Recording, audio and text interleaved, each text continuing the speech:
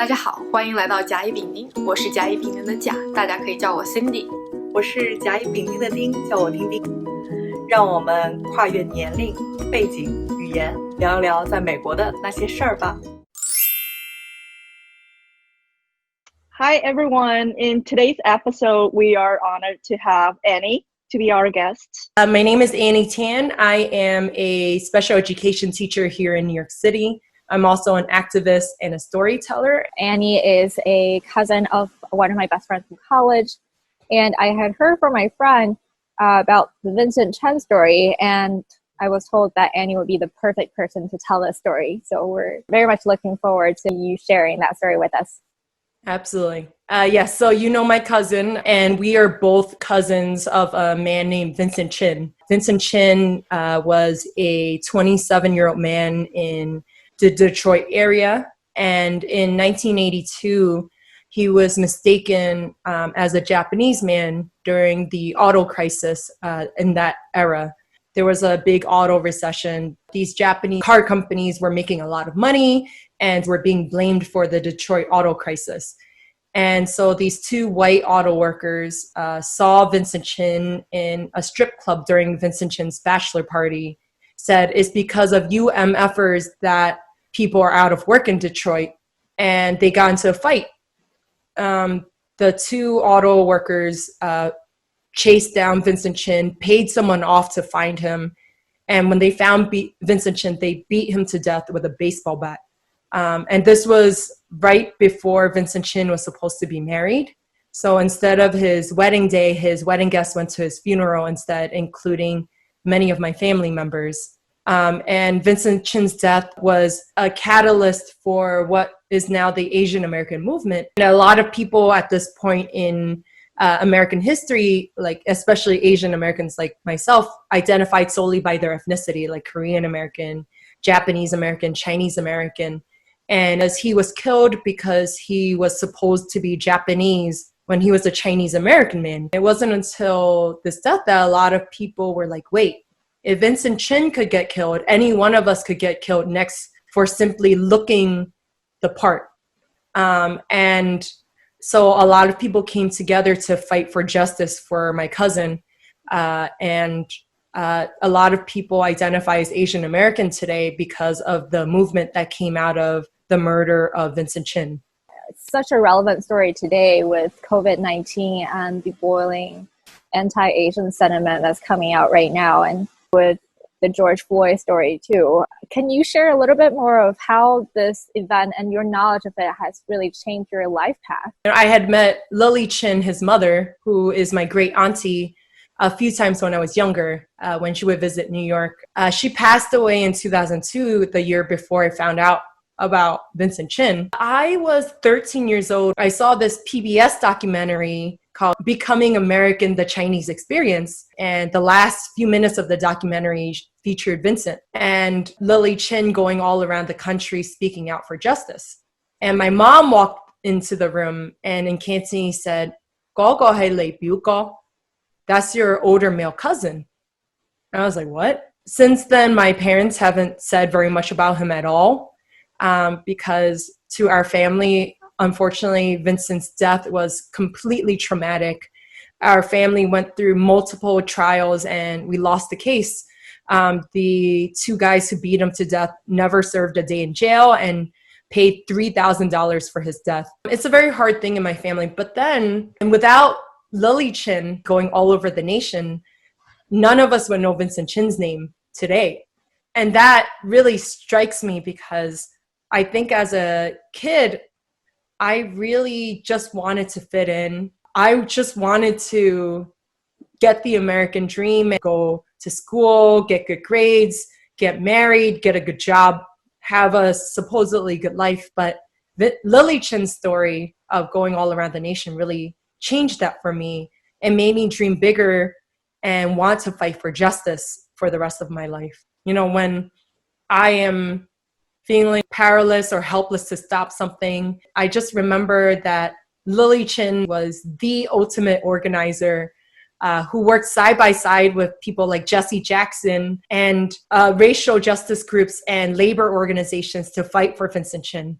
That's very brave and powerful what your great aunt Lily and also you have done to spread the story of Vincent Chin. Have you ever faced any racism encountering like the casual, subtle discrimination? For me, I would feel it's more of a silent treatment. I feel like sometimes my opinion was completely ignored. For example, in one of the conferences I've been in for work, I had to be like extra loud about, voicing my opinions. And one of those colleagues would just repeat exactly what I just said. And I didn't know how to handle all those kind of situations. But now looking back, I would definitely announce that action and say, I'm glad you agree with me based on my previous comment.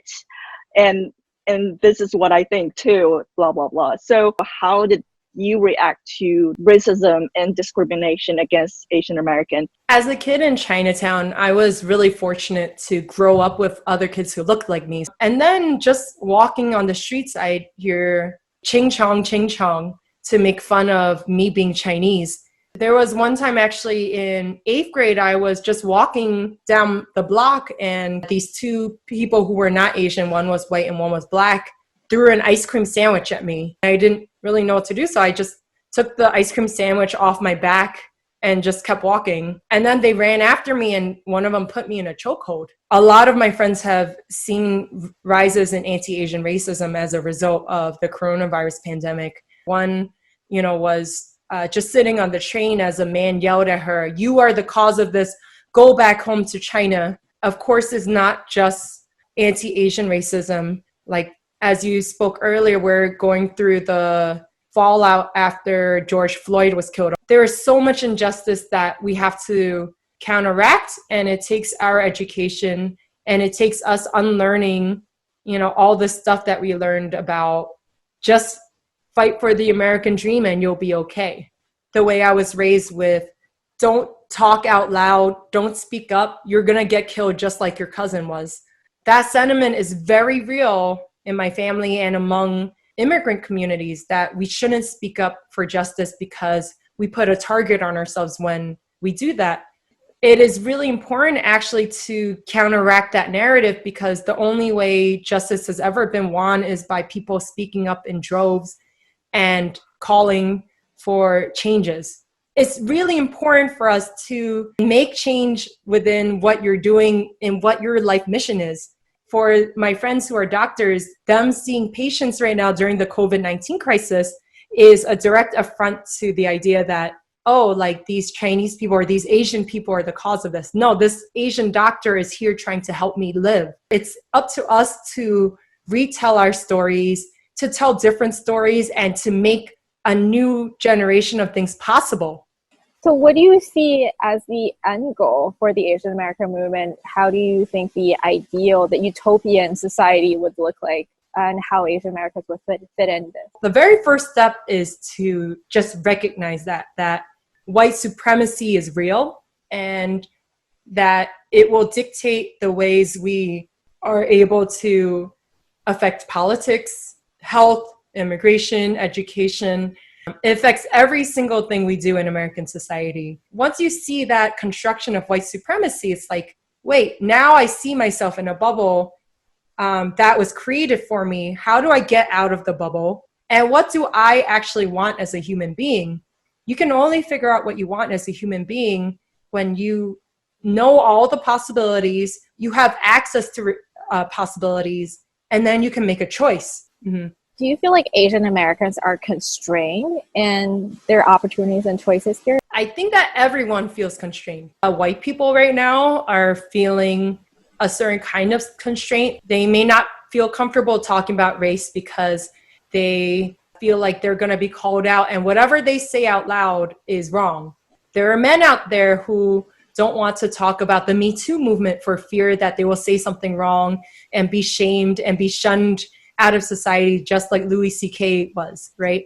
There is a lot of talking about breaking expectations from our family. All these groups on Facebook where I'm just seeing story after story of a younger person than me saying like, I need to leave my family because they are toxic and they're not allowing me to have a non-Chinese boyfriend, or they're not allowing me to chase my dream of whatever job. I think that everyone has been taught that they have a certain set amount of choices, and it's up to us to unlearn that limited possibility for ourselves. And that's really, really hard to do. So yes, Asian Americans do feel constrained, but that's not just limited to us. And I had to confront that as also a woman. My dad has been calling me every day since college, right? And, you know, he called me for 30 seconds after dinner every single day. And if I didn't answer the phone, he'd just keep calling back. And there was even one day in my like early 20s where he called me 17 times because I didn't pick up the phone. I was like probably at a concert or something. You know, I thought it was because I was a girl that like, he thought I couldn't take care of myself, that he had to make sure he knew where I was at all times, you know? And it got to a breaking point one day. And I told my brothers, I was like, you don't understand. Like, dad doesn't call you every day, like, and call so many times like he does me. And then my brother's like, Annie, he calls us every day too. I was like, what? Oh, it's not a Chinese patriarchy thing. It's just my dad being overprotective of all of us, you know? All of us are human and so complicated, and we put such judgments on people without knowing their story. And had I known so many things about my dad, I would have forgiven him much sooner. I think that's something that could be applied to everything, whether you're Asian American or you're African American. It's breaking down prejudices, breaking down misconceptions, and really understanding the person as an individual rather than just based on their skin color or just based on their profession or on their history. And right. I think that's something that we should all be working towards. And that's, again, the reason why we started this channel is so that we could have our guests tell their personal stories so that our audience can understand that we are all individuals. There might be some shared stories that we all can resonate with, but it doesn't define us entirely, those shared commonalities. And that's why it's super important as Asian Americans that our narratives continue to get out there.